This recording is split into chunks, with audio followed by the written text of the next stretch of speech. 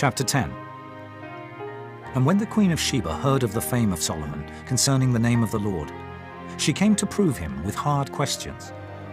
And she came to Jerusalem with a very great train, with camels that bear spices, and very much gold, and precious stones. And when she was come to Solomon, she communed with him of all that was in her heart.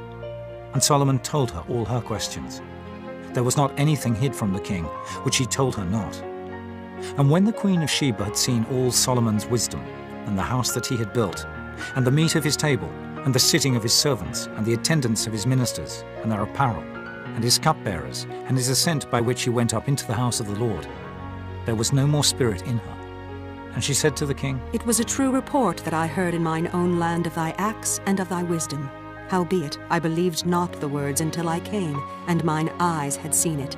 And behold, the half was not told me. Thy wisdom and prosperity exceedeth the fame which I heard. Happy are thy men, happy are these thy servants, which stand continually before thee, and that hear thy wisdom.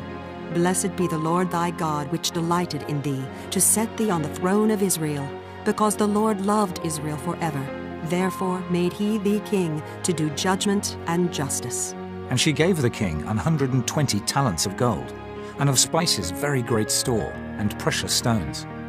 There came no more such abundance of spices as these which the queen of Sheba gave to King Solomon. And the navy also of Hiram, that brought gold from Ophir, brought in from Ophir great plenty of almug trees and precious stones. And the king made of the almug trees pillars for the house of the Lord, and for the king's house, harps also, and psalteries for singers. There came no such almug trees, nor was seen unto this day. And King Solomon gave unto the queen of Sheba all her desire, whatsoever she asked, beside that which Solomon gave her of his royal bounty. So she turned and went to her own country, she and her servants. Now the weight of gold that came to Solomon in 1 year was 666 talents of gold. Beside that he had of the merchantmen, and of the traffic of the spice merchants, and of all the kings of Arabia, and of the governors of the country.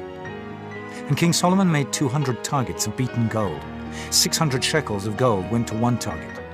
And he made 300 shields of beaten gold. 3 pounds of gold went to one shield.